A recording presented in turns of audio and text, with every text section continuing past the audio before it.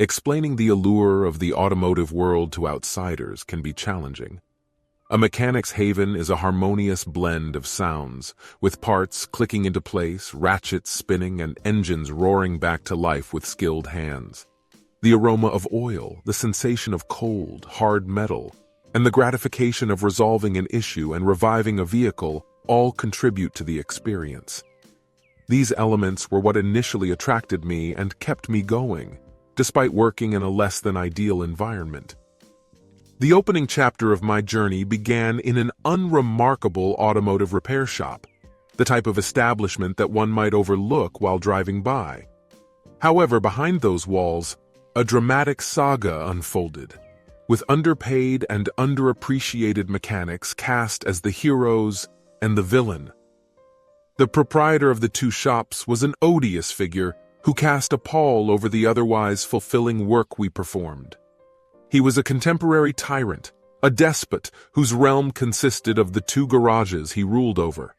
He monitored us from a secure distance, using the watchful eye of the surveillance cameras he had installed in every nook and cranny.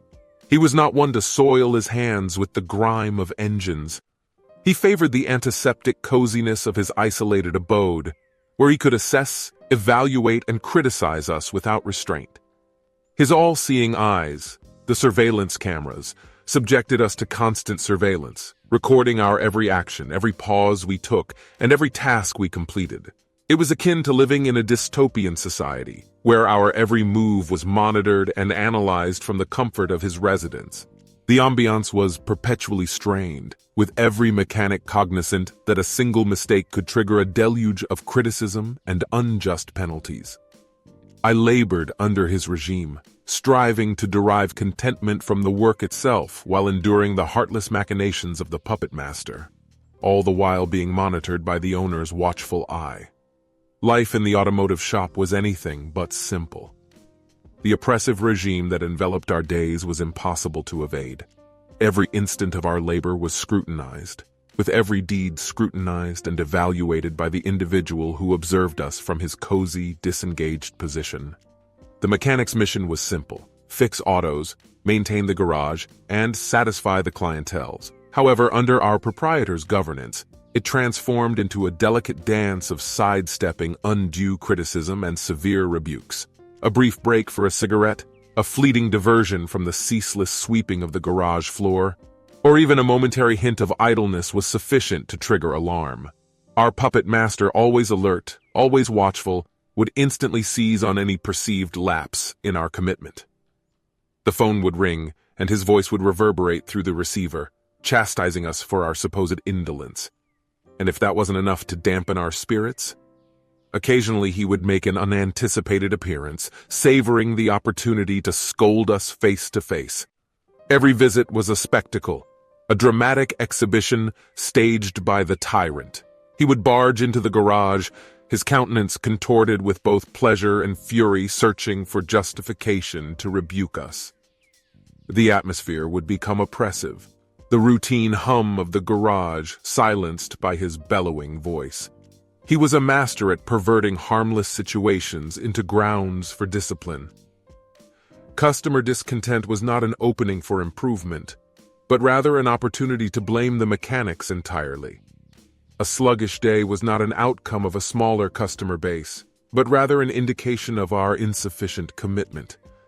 It was a show of power, a distorted tango of dominance and submission that our puppet master delighted in, relishing the consequences of his irrational demands. His critiques began to weigh heavily on all of us, transforming an otherwise gratifying job into a day-to-day battle for survival. Amid the chaos of those turbulent days, my mind frequently wandered to the prospect of starting anew. The oppressive rule had become too much to bear, and a transformation appeared not only appealing but essential for my mental well-being. However, reality seldom conforms to our expectations. In a peculiar turn of events, the proprietor opted to relocate me from my present shop to his alternate establishment. The verdict came as a surprise, leaving me bewildered and uncertain. It was a non-negotiable decree, with vague justifications at best. I couldn't help but wonder if the intention was to edge me out, similar to how I've witnessed him treat other hapless individuals in the past. Ironically, unbeknownst to him, I had been harboring a covert desire for a change of scenery for some time. Maybe he viewed this relocation as a calculated move to disrupt my equilibrium and reaffirm his dominance in a different environment. Regardless of his motives, a sense of impending transformation hung in the air. The destination of my relocation was the alternate shop, a locale that had only been mentioned in passing before. I had harbored reservations about that place as it was reputed to be run down like an antiquated, neglected apparatus. Furthermore, it was nestled in a neighborhood infamous for its elevated crime rate, a stark contrast to the relatively secure surroundings of our present location. Nevertheless, I couldn't take the risk of departing without securing another job beforehand. Therefore, I acquiesced to the transfer, albeit with a heavy heart and a mind abuzz with schemes to search for alternative employment. The new surroundings presented an intimidating prospect, but I was resolute in my determination to endure it. As I geared up for my inaugural day at the alternate shop, I felt a premonition of impending doom, oblivious to the fact that this shift would signify a new beginning. As the tyrannical owner's reign came to a tumultuous end, the ambiance of the alternate shop resembled that of an antiquated, eerie abode. It groaned and squeaked under the burden of disregard and deterioration, a stark contrast to my previous establishment. The community wasn't hospitable either, with the phantoms of criminal activity lurking around every bend, casting ominous, elongated shadows. However, in the midst of the dilapidation and apprehension, it was the individuals who became my wellspring of fortitude. The staff at the shop formed a close-knit unit, consisting entirely of African-American technicians, except for myself. Their solidarity was inspiring, a symbol of togetherness in the face of hardship. However, as I spent more time in their company, an unsavory reality began to surface, leaving me with a bitter aftertaste. It became apparent that he was a man harboring deep-seated racial biases. The venomous rhetoric he spewed was nauseating. I was taken aback by how nonchalantly he allowed his prejudice to permeate the workplace. It was astonishing that an individual who espoused such hateful language could operate a business in the current era. Despite his abhorrent diatribes, my coworkers displayed remarkable fortitude. Witnessing their unwavering resilience was an incredible sight, and my admiration for them only burgeoned with each passing day. They had been tempered in the crucible of hardship, persevering through the owner's repugnant conduct. Despite enduring the adverse circumstances, my co-workers continued to toil diligently. Nonetheless, I couldn't help but develop a growing contempt for the owner. These were industrious individuals who merited reverence and esteem. Instead, they were confronted with bias and animosity. As I became more acquainted with the alternate shop and my fellow technicians, my resolve to pursue better employment opportunities intensified.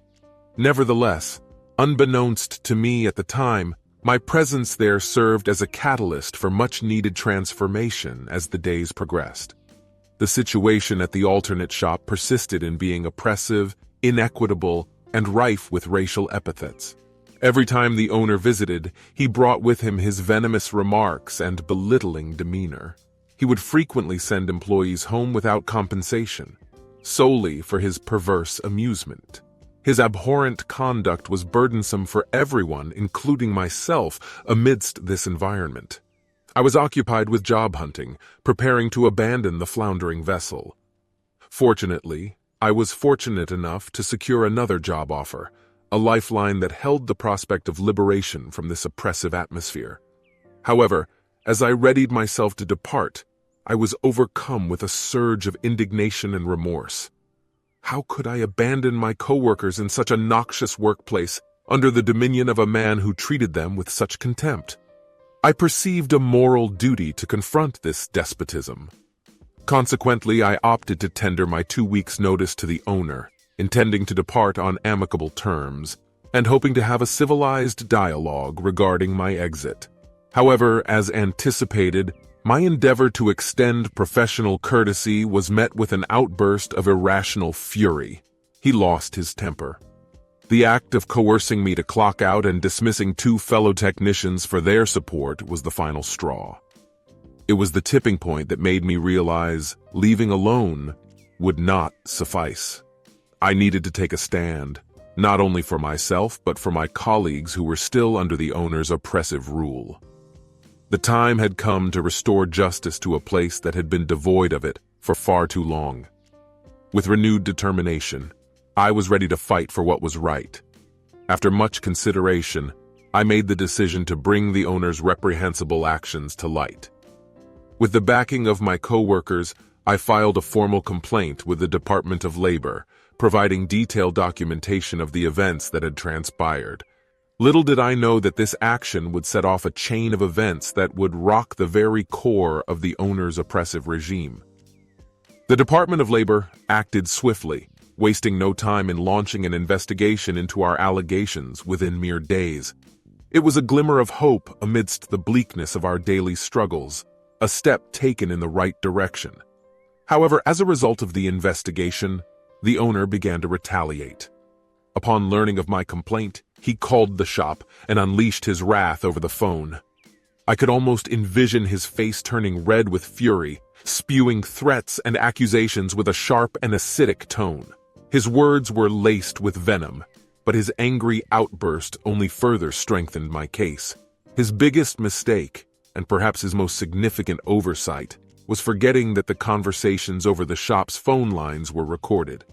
In his blind rage, he unknowingly provided the very evidence that could potentially lead to his downfall. Despite the intense drama that was unfolding, I couldn't help but feel a sense of satisfaction knowing that every hostile word he spoke was captured on tape. The evidence of his tyrannical rule was finally under investigation and ready to be used against him. Every unjust action and discriminatory comment was being brought to light. In light of his hostile outburst, I requested the Department of Labor to listen to the recorded conversation, giving them first-hand insight into the unjust treatment we had been subjected to. The once angry call from the owner had now become a crucial piece of evidence, a testimony of his cruelty and injustice. It was ironic how the tables had turned. The same owner who had once scrutinized and criticized us from the comfort of his remote dwelling was now under the watchful eyes of justice. His actions were finally catching up with him. As the investigation deepened, the tyrant's veneer began to crack under the pressure of mounting evidence. The weight of his transgressions was too much for his once indomitable authority to bear, causing it to crumble. In response, the owner's retaliation was swift and unjust. Before the end of my 2-week notice period, I found myself without a job, fired without just cause. 2 other technicians who had stood with me also suffered the same fate. While we were suddenly free from the clutches of the tyrant, we also found ourselves without a steady source of income. Despite the setback, I refused to succumb to despair. Instead, I chose to fight back. I filed for unemployment, which, as expected, the owner contested. He went as far as appealing to a judge, trying to convince them that our dismissal was justified. However, his efforts proved to be futile.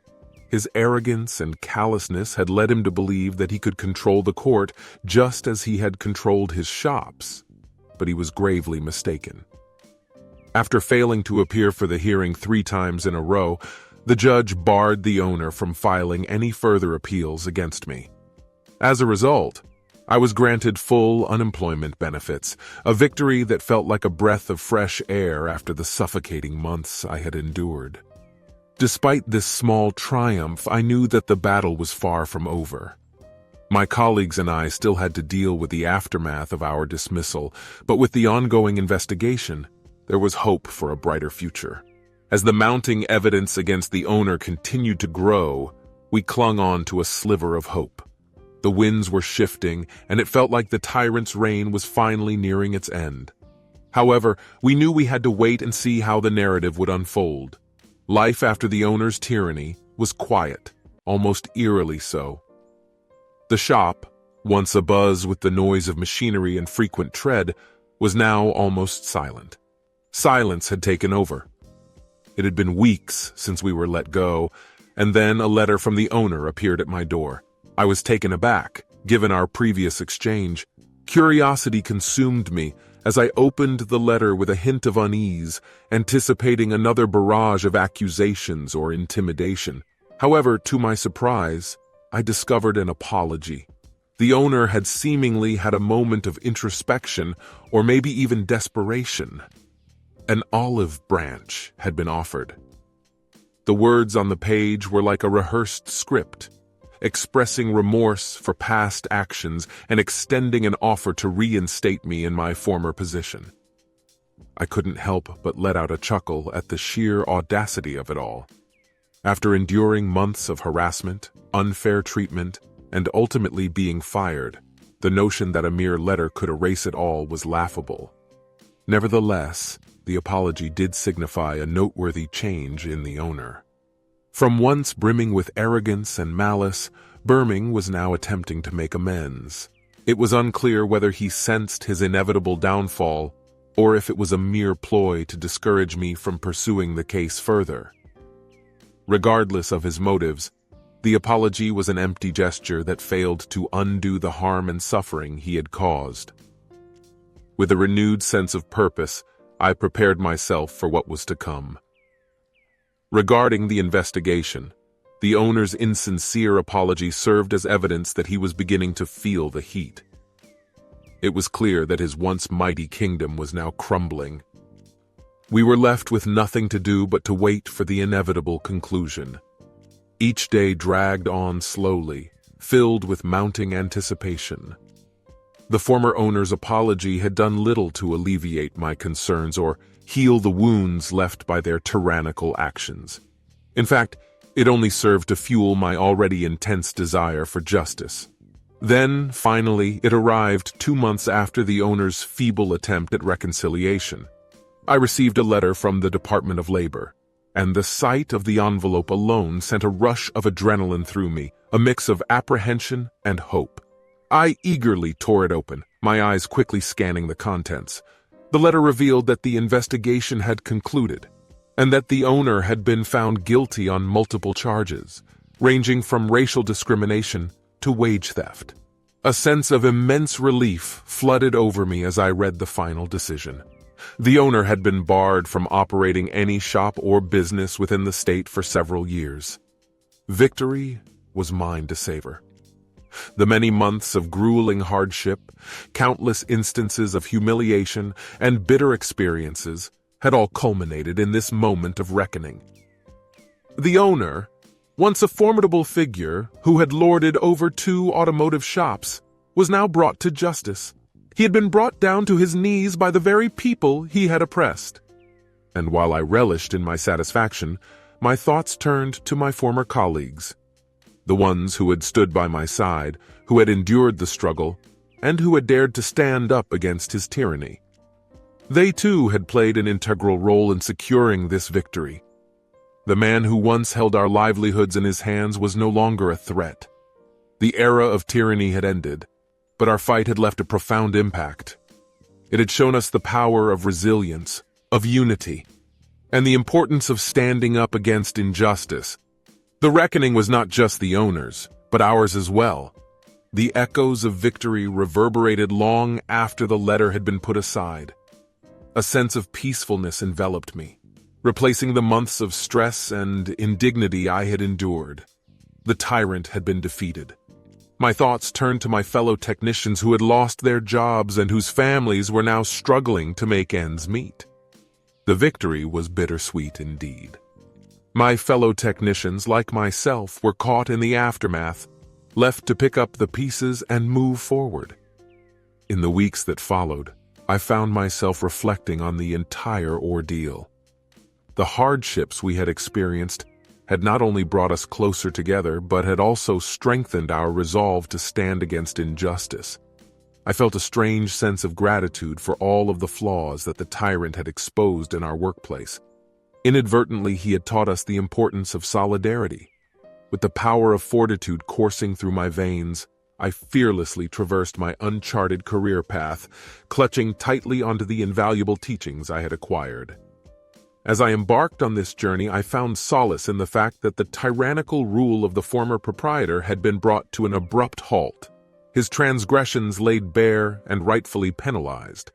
His downfall served as a stark reminder of the inexorable ramifications of injustice and the immense power that ordinary individuals possess when they choose to raise their voices. In retrospect, that tumultuous experience served as a pivotal moment in my existence.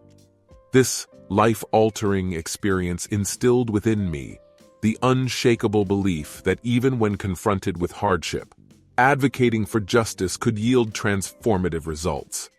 As I progressed, I carried with me an unwavering determination to never condone such reprehensible conduct, whether it was directed towards me or others. Our triumph against the malevolent oppressor was not merely a conquest over subjugation, but a powerful manifestation of our tenacity, a guiding light for those who may encounter comparable predicaments, and ensuring that righteousness ultimately triumphs.